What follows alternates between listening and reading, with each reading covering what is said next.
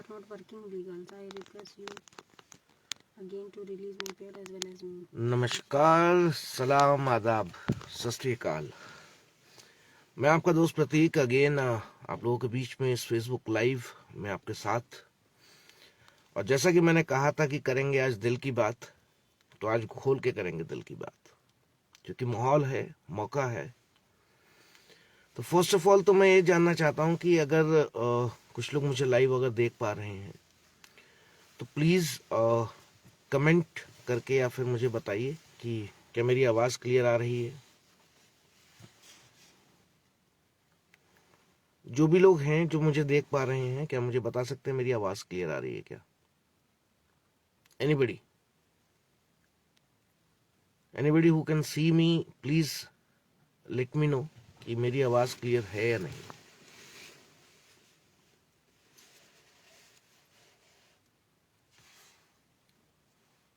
Okay, thank you very much, thank you very much. So again बहुत बहुत बहुत आप लोगों का मैं स्वागत करता हूँ इस लाइव में। और डेफिनेटली आज का जो लाइव है वो दिल की बात से रिलेटेड है, और दिल की बात दिल से करूँगा जैसे हमेशा से करता चला आया हूँ। और बिलीव मानिएगा, ये बात जो है वो दिल तक जरूर पहुंचेगी, क्योंकि आज लगभग डायरेक्ट सेल्स में अगर मैं बात करूं तो 2014 से एक्टिवली वर्किंग काम मैं कर रहा हूं, जिसमें से 2020 में मैं कहूंगा कि मैं फुल टाइम में आया हूं। तो 3 साल लगभग मुझे एज अ फुल टाइमर्स हो गए हैं।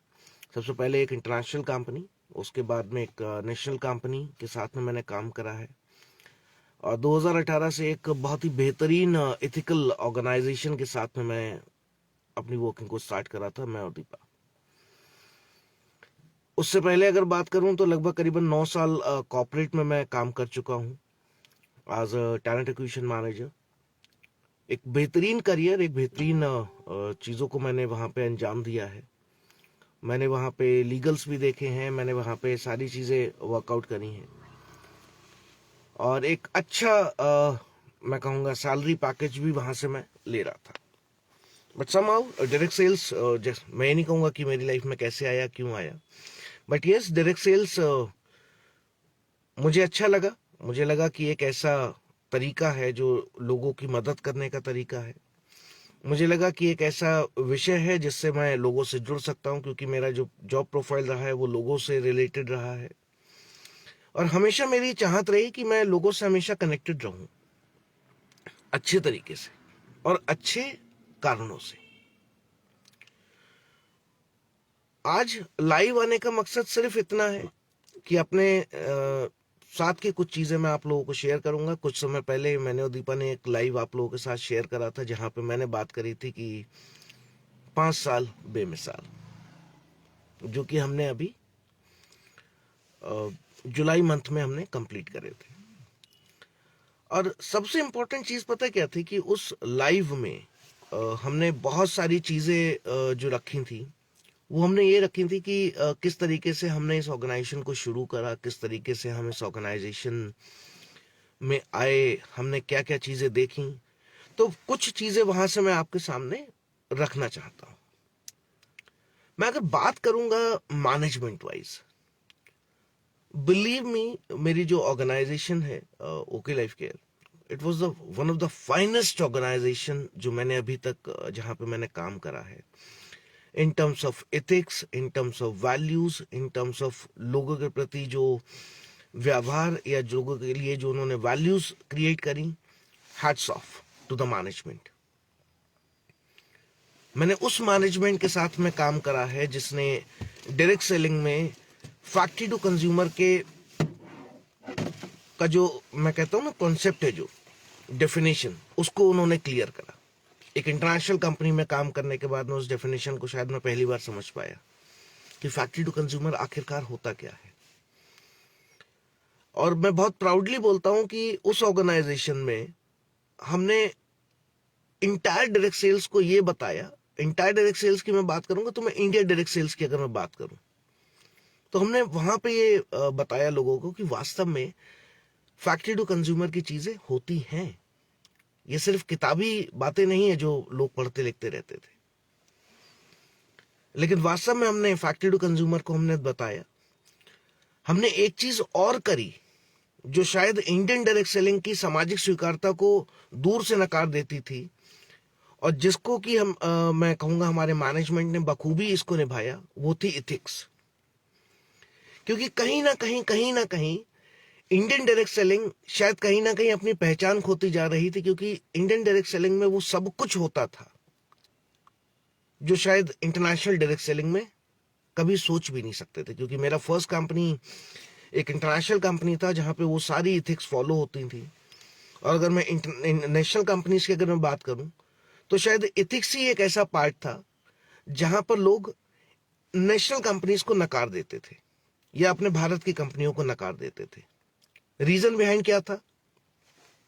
कहीं से भी आईडी ऊपर आ जाती थी, हेलीकॉप्टर एंट्री हो जाती थी, कहीं से भी बीच में आईडी घुस जाती थी, हमेशा बड़े लीडर्स का बोलबाला रहता था, हमेशा कभी भी किसी ने कोई आईडी लगाई, डमी आईडी लगाई, उस पर जाकर के किसी को भी बैठाल दिया गया, कभी भी किसी का पे आउट रोक दिया गया, कभी भी किसी की मैं कहूंगा कि लेग शिफ्ट कर दी गई। और ऐसा इंडियन कंपनीज में बहुत आम देखा गया है, बहुत जगह देखा गया है। मैं आज बहुत खुले विचार अपने व्यक्त करूंगा इस चीज पे। और बिलीव मानिएगा दोस्तों, ये इंडियन डायरेक्ट सेलिंग शायद इकलौती यही वजह थी जिस वजह से इंडियन डायरेक्ट सेलिंग पे लोग विश्वास नहीं कर पाते थे। सामाजिक स्वीकारता नहीं थी, सोशल एक्सेप्टेंस नहीं थी।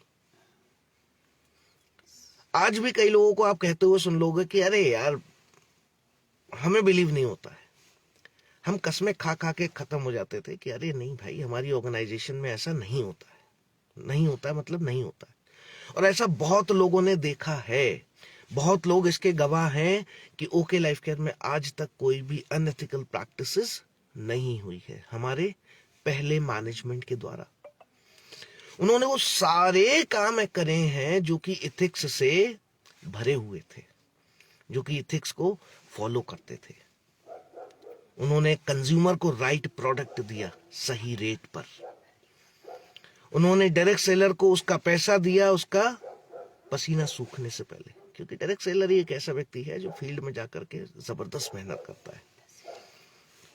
फैक्ट्री टू कंज्यूमर के जरिए ओके लाइफ केयर पहली ऐसी ऑर्गेनाइजेशन बनी थी जिसने रिटेल प्रॉफिट को जमीनी स्तर पे ला करके दिया। आज मेरी टीम में ऐसे बहुत सारे लोग हैं जो रिटेल प्रॉफिट की वजह से जिनका घर चल रहा था, इनके घरों के चूल्हे जल रहे थे। ओके लाइफ केयर की पहली मैनेजमेंट ऐसी ऑर्गेनाइजेशन थी जब कोरोना काल में लोग निकलने से बाहर घबरा रहे थे ना, जब बाकी की कंपनियां, अगेन मैं आपको यहां पे बताऊंगा, जब बाकी की कंपनियां ऑफर निकाल रही थी ना, तब ओके लाइफ केयर के मैनेजमेंट ने उस समय लोगों के लिए एडवांस पे आउट दिए थे। क्यों? क्योंकि उन्हें अपने लोगों की चिंता थी कि अगर इनमें से एक भी व्यक्ति अगर बाहर निकला ना क्लोजिंग के लिए और गलती से भी किसी को कोरोना हुआ, गलती से कोई मिस हैपनिंग हुई, तो उसका जिम्मेदार कौन होगा? कभी देखी ऐसी सोच किसी मैनेजमेंट की? नहीं। मैं अगेन फिर से आप लोगों को लेकर के चलूंगा आसाम की तरफ, जहां पे थोड़े दिन पहले हमारे एक साथी थे जिनकी गाड़ी जो थी ब्रिज के नीचे से गिर गई और उस एक्सीडेंट में उनकी डेथ हो गई। उनके बाद में परिवार में कोई कमाने वाला नहीं था। हमारे पहले मैनेजमेंट ने उनको एक डीपीयूसी गिफ्ट करी। क्यों?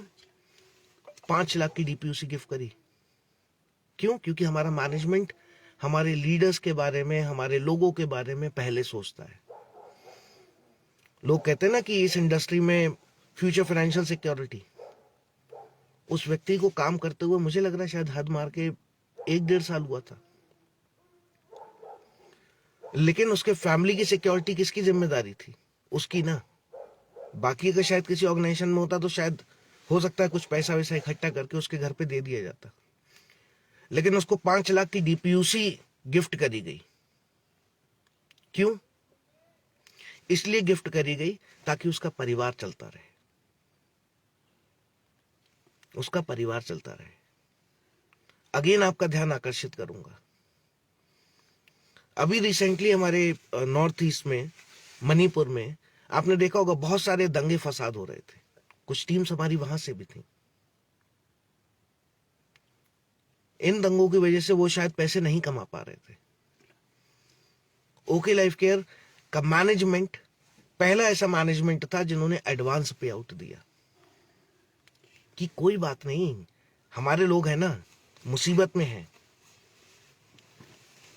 अगर हम मदद नहीं करेंगे तो और कौन करेगा। ये बात उन्होंने करी। और तो और छोड़ो, इससे थोड़ा सा और पहले आते हैं। कई बार आपने सुना होगा लोग कंपनियों में आते हैं चले जाते हैं, ये तो प्रोसेस है। लेकिन इस प्रोसेस के इतर एक सोच देखी मैंने पहले मैनेजमेंट की, कि बंदा छोड़ के चला गया, बंदे ने अपनी कंपनी खोल ली, उसके बावजूद भी उसके अकाउंट में पैसा गया, क्योंकि पहला वाले मैनेजमेंट का मानना था कि पैसा मैं नहीं देता, पैसा देता है सिस्टम, पैसा देता है सिस्टम। मैं उस पैसे को रोकने वाला कोई नहीं होता हूं, क्योंकि जिसने मेहनत करी है उसे उसका पैसा मिलना चाहिए। कई बार होता है कि लोग छोड़ के चले जाते हैं, उनकी टीमें इधर से उधर हो जाती हैं। मैं मिलिएगा, मैं दिखाऊंगा आपको, सारी की सारी टीमें एक जैसी हैं, जैसे लगी थी वैसे की वैसे ही हैं। जो जहां काम कर रहा था वो वहीं काम कर रहा है। क्यों? एथिक्स, भरोसा, इसी को तो बोलते हैं। तभी तो सामाजिक स्वीकारता आएगी डायरेक्ट सेलिंग की। और इंडियन डायरेक्ट सेलिंग अपनी सामाजिक स्वीकारता को क्यों खोता गया? क्योंकि किसी ने भी इन चीजों पे ध्यान नहीं दिया।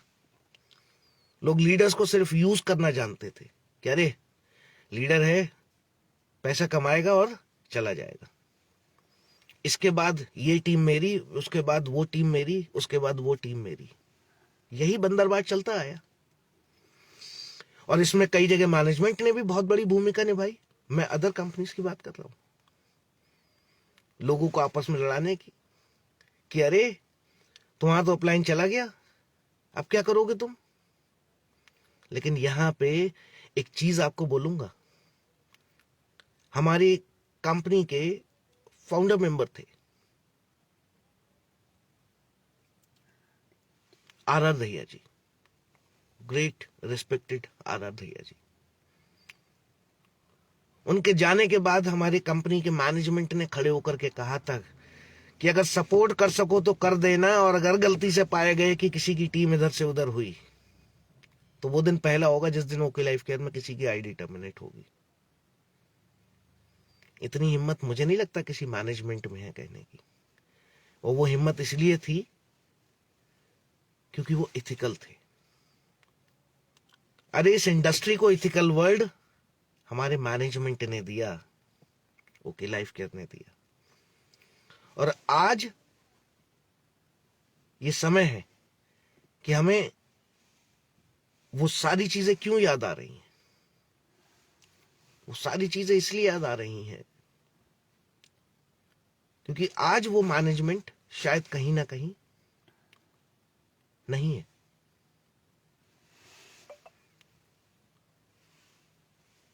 बहुत सारी चीजें होती हैं, बहुत सारी चीजें होती हैं जिन पे लोग बात नहीं करते, लेकिन मैं खुल के बात इसलिए करता हूं क्योंकि मुझे लगता है कि अगर सही बात लोगों तक नहीं पहुंचेगी ना, तो अगेन ये वही चीजें होंगी कि आप इंडियन डायरेक्ट सेलिंग इंडस्ट्री से दूर रहेंगे। लोग आपको हमेशा यही बोलेंगे, अरे ये बेवकूफ बनाने वाला काम है, ये ऐसे कराने वाला काम है, ये गंजे को कंगी बेचने वाला काम है। क्यों? क्योंकि यहां सिर्फ और सिर्फ जब तक आप अपने फायदे के लिए देखते रहेंगे ना, सिर्फ और सिर्फ अपने फायदे देखते रहेंगे, ये इंडस्ट्री कभी नहीं बढ़ सकती। आज बड़ा दुख होता है कि कुछ समय पहले जो भी कुछ चीजें हुई, ये चीजें इसलिए आज याद आई क्योंकि 5-5.5 साल जो हमने बिताए ना यहां पर, वो बहुत बेहतरीन थे। आप सोचो, इंडस्ट्री में जब कोई लीडर पैसा कमाता है उसको क्या दिया जाता है? गाड़ियां, गाड़ी खरीद लो, गाड़ी खरीद लो। क्यों खरीद लो? क्योंकि गाड़ी खरीद लेगा, उसकी ईएमआई बन जाएगी और ईएमआई से वो बंधा रहेगा, वो बंधा रहेगा। क्यों बंधा रहेगा? अरे भैया, इंडस्ट्री में लीडर को स्टैंड करने वाली पहली कंपनी ओके लाइफ केयर थी, उसका मैनेजमेंट था। मैनेजमेंट था, क्योंकि उन्होंने कभी आज तक दबाव नहीं बनाया, कभी आज तक ये नहीं बोला गाड़ी खरीदो, सबसे पहले बोला अपने बच्चों का भविष्य बनाओ। उसके बाद बोला कि अपना प्रॉपर्टी बनाओ। क्यों? क्योंकि प्रॉपर्टी का रेट बढ़ता है, गाड़ी का रेट घटता है। रियल एसेट तो यही है ना। मार्केट में बहुत सारे लोग मिलते हैं आज भी जिन्होंने 20 साल 25 साल डायरेक्ट सेल्स करते हुए हो गए। आज जिस गाड़ी में बैठा हुआ हूं ना, ये गाड़ी 2 करोड़ की प्रॉपर्टी के बाद आई है। और आज टेंशन नहीं होती कि कल की डेट में कुछ भी हो जाए तो अरे अपने पास कुछ नहीं है। ये हमारे पहले मैनेजमेंट ने हमको दिया। ये हमको सारी चीजें हमारे मैनेजमेंट की तरफ से मिली। लेकिन आज बड़ा दुख होता है। अरे मतलब आप विश्वास मानो, जो लोग चले गए उनका पे आउट भी दिया। और कब रुकाए जा करके? जब लोगों ने बहुत ज्यादा आतंक मचा दिया था कि नहीं भैया, हमारे लोग भी कहने लगे सर कुछ तो करो। आज तो बिना कुछ करे नोटिस आ जाते हैं, बिना कुछ करे आपका पे आउट रोक दिया जाता है, बिना कुछ कहे आपको बोला जाता है कि अरे आपकी अपलाइन ऐसा कर रहे हैं, उनकी वजह से आपका पे आउट रुक गया। अरे आपका बिल वहां से कटा है तो आपका पे आउट रुक गया। अरे कैसी एथिक्स! क्योंकि पता है ये बात आज क्यों हो रही है? क्योंकि जो बंदा एथिक्स की बात करता था, जो मैनेजमेंट एथिक्स की बात करता था, आज वो वहां नहीं है। और एक चीज याद रखिएगा, समय चक्र है, गोल गोल घूम करके आएगा जरूर। गलत तब भी माफ नहीं था, गलत आज भी माफ नहीं है, और गलत को परसों भी माफ नहीं किया जाएगा। हम खड़े हैं अपनी टीम के साथ में। एक चीज ध्यान रखना, मैं एक चीज पे हमेशा बिलीव रखता हूं कि आज तक आप में से जितने लोग भी लाइव देख रहे हैं, आपने आज तक अगर अपने घर के मजदूर का पैसा नहीं मारा है ना, और मुझे इतना बात मालूम है जितने लोग भी देख रहे हैं ना, उनमें से किसी ने भी नहीं मारा होगा, तो वो ऊपर वाला भी देख रहा है। हमारी टीम ने जितनी मेहनत करी है ना, और जिसका पैसा नहीं आया है, उन सब का पैसा आएगा। क्योंकि ईश्वर कभी अन्याय नहीं करता। देर होती है, अंधेर नहीं होती है। और ऊपर वाला तो देगा, चाहे यहां से दे चाहे कहीं और से दे। हमको ये भी एक्सपेक्टेशन नहीं है कि हमें यहीं से चाहिए। हमारा पैसा हमको मिलेगा, हमारा ईश्वर हमको रास्ता बना के देगा। क्योंकि हमने आज तक कभी गलत काम किया नहीं, हमारे मैनेजमेंट ने आज तक कभी गलत काम किया नहीं। और यही वजह है आज 95% लीडरशिप मैनेजमेंट के साथ है, और सही मैनेजमेंट के साथ है, इथिकल मैनेजमेंट के साथ है। टूल एक जनरेशन वाले हम, इथिकल पार्ट देने वाले हम, फैक्ट्री टू कंज्यूमर देने वाले हम, बिना भेदभाव करे पे आउट देने वाले हम। हमने वो किया है जो लोग आज जिसकी कसमें खा रहे हैं कि हम करेंगे, और हम वही करेंगे जो हम हमेशा से करते चले आए हैं। हम हमेशा से करते चले आए हैं। हमारा वो पार्ट, हमारा वो विश्वास जो ईश्वर में है, जो हमारा मैनेजमेंट में है। क्योंकि हमें एक चीज पता है, अगर हम आज यहाँ पे खड़े हैं ना, आज प्रतीक खड़ा है, आज दीपा खड़ी है, तो दीपा प्रतीक का नाम नहीं था कभी, और शायद होता भी नहीं। वो इसलिए था क्योंकि हमारे ऊपर कोई आया नहीं। इंडस्ट्री में काम करने वाले हाईएस्ट ऑफ द हाईएस्ट पे चेक्स हम लोगों ने उठाए। और इस बात का कोई, मैं नहीं कहूंगा कि आप कोई प्रूफ मांगेगा, क्योंकि पहले जब आते थे तो लोग प्रूफ मांगते थे और उसके बाद कहते थे कि अरे इतना कैसे आ गया। तो सिंपल से एक चीज समझिएगा, मैं सिंपली से यहां पे एक चीज बोल रहा हूं कि अब आज से और पहले से मैं हमेशा सच के साथ था, सच के साथ हूं, सच के साथ खड़ा हूं, और अपनी इंटायर टीम के साथ खड़ा हूं। और टीम, एक चीज आपको बोलना चाहता हूं, आपका पैसा कम आए या ज्यादा आए कोई फर्क नहीं मेरे दोस्तों। ईश्वर पर विश्वास रखना, उस व्यक्ति पर विश्वास रखना जिसके लिए आप आए हो। जितना कम हुआ है ना, उसका 100 गुना कमा के लेके जाओगे। और जिसने जिसने जिसका जिसका पैसा लिया है ना या नहीं दिया है, वो उतना पैसा अपना माइनस करवा के जाएगा। ये नियम है, कहीं प्लस तो कहीं माइनस। और धर्म युद्ध है, आपके अपने भी खड़े होंगे सामने, जिन्होंने आपको सिखाया होगा, जिन्होंने आपको बताया होगा, बहुत सारी चीजें होंगी।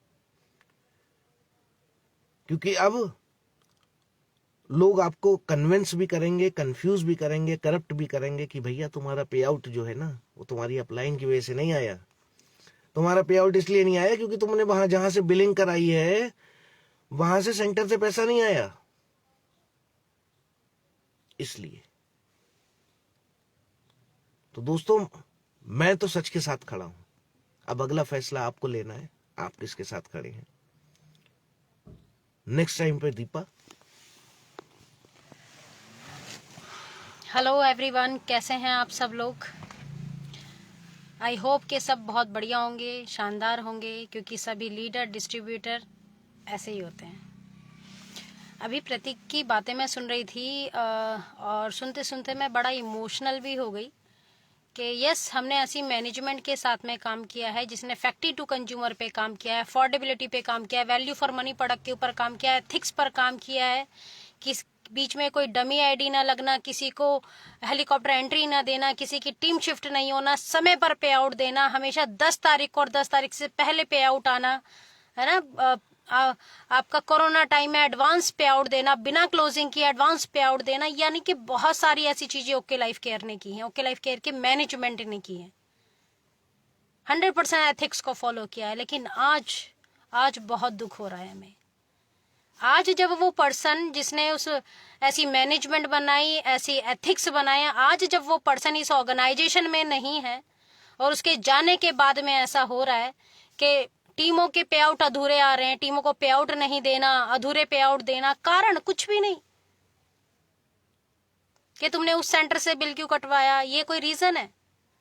अरे अगर किसी सेंटर का कुछ पेंडिंग भी है या कोई भी कारण है तो आप और आपके बीच और सेंटर वाले के बीच की बात है, उसमें डिस्ट्रीब्यूटर को क्यों पीस रहे हो, डिस्ट्रीब्यूटर को क्यों फंसा रहे हो।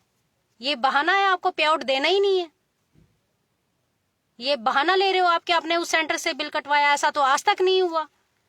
पहले भी सेंटर के बीच में और कंपनी के बीच में दिक्कत आई है, कई बार सेंटर वाले ने पूरा पेमेंट नहीं किया या ऐसी बहुत सारी चीजें रही हैं सेंटर और कंपनी के बीच में, लेकिन इस बीच में कंपनी ने कभी किसी का पे आउट नहीं रोका, पूरा पे आउट दिया है। आज तक कोई कंप्लेंट नहीं है कि हमारा पे आउट कंपनी से नहीं आया या हमारा पे आउट रोका गया। लेकिन आज ऐसा हो रहा है, बड़ा दुख हो रहा है। इतने साल कंपनी में देने के बाद में ये मैनेजमेंट ऐसा कर रही है, बहुत दुख हो रहा है, बहुत दुख की बात है। कैसे आपके साथ में काम किया जाए ये बताएं।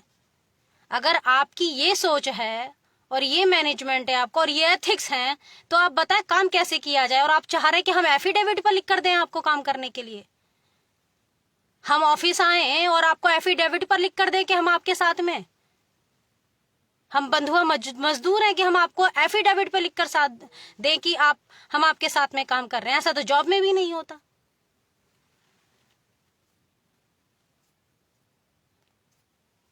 ऐसा जॉब में भी नहीं होता। और हम इंडिपेंडेंट डिस्ट्रीब्यूटर हैं और इंडिपेंडेंट डिस्ट्रीब्यूटर से आप रिटर्न में ले रहे हो, कमाल है। ऐसी मैनेजमेंट कैसे काम करा लोगे आप इस तरीके से अपने साथ में। बहुत गुस्सा, बहुत आक्रोश भी है और बहुत दुख भी है। गुस्सा आक्रोश तो अलग है, दुख है, क्योंकि इतने साल साथ में काम किया इस ऑर्गेनाइजेशन के, कभी सोचा भी नहीं था कि हमें कभी लाइव आके ऐसी चीजें भी बोलनी पड़ेंगी। रिटायरमेंट प्लान करके बैठे थे हम अपना कि हाँ हमें इसी ऑर्गेनाइजेशन में काम करना है। बहुत बुरा लग रहा है, बहुत दुख हो रहा है। ये चीजें जब टीम से फोन आ रहे हैं, मैम हमारा पे आउट नहीं आया, हमारा पूरा पे आउट नहीं आया, इतना पे आउट आया है। और आप चाह रहे हैं कि हम आपके साथ में इन शर्तों के ऊपर काम करें। तो सॉरी टू से, ऐसा मैं क्या, मेरी टीम का कोई भी व्यक्ति आपके साथ में काम नहीं कर पाएगा। आपको पहले भरोसा जीतना होगा, आपको दिखाना होगा कि यस, आज भी यही ऑर्गेनाइजेशन है जो 100% एथिक्स को फॉलो करती है। यस, हम आज भी वही ऑर्गेनाइजेशन और आज भी वही मैनेजमेंट है। उस व्यक्ति के जाने के बाद भी आज भी आप वही मैनेजमेंट है जो लोगों का टाइम से पे आउट देते हैं बिना भेदभाव किए। किसी भी सेंटर से बिल कटा हो, आज भी आप पे आउट देंगे, आप वही मैनेजमेंट है। ये भरोसा दिलाएंगे तभी तो हम सोचेंगे यस, हमारी वही मैनेजमेंट है, तो यस, उनके साथ में काम किया जाए।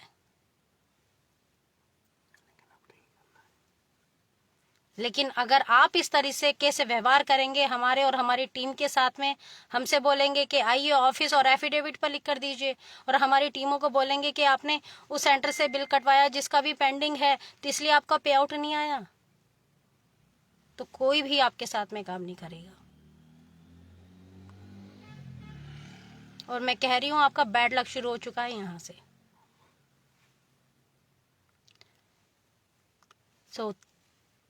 मैं अपने लाइव को यहीं पर विराम देती हूँ। यहीं पर हम अपनी अपनी बातों को विराम देते हैं। आई होप कि आप लोगों के साथ में ऐसा बुरा बर्ताव ना करें, लोगों को पूरा पे आउट दें और सारी चीजें सही रहीं तो बहुत अच्छा होगा। अदरवाइज ये बिल्कुल भी अच्छा नहीं हो रहा है जो अब हमारी मैनेजमेंट कर रही है।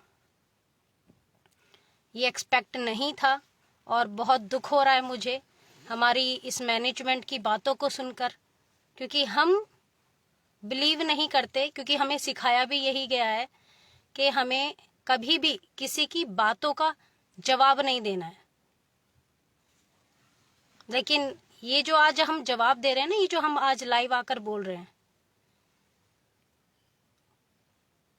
ये तब बोल रहे हैं जब आज ना पानी सर से ऊपर जा चुका है और हमने कभी किसी मैनेजमेंट को एफिडेविट पर लिखकर नहीं दिया कि हम आपके साथ ही काम करेंगे। आपके एथिक्स हैं, आप सही हो तो लोग आपके साथ में खड़े होंगे। आप लोगों को एफिडेविट पे लिखवा कर काम करवाओगे अपने साथ में? नहीं, ऐसा कहीं नहीं होता। सब इंडिपेंडेंट डिस्ट्रीब्यूटर हैं, इंडिपेंडेंटली काम करते हैं, बंधुआ मजदूर की तरह काम नहीं करते।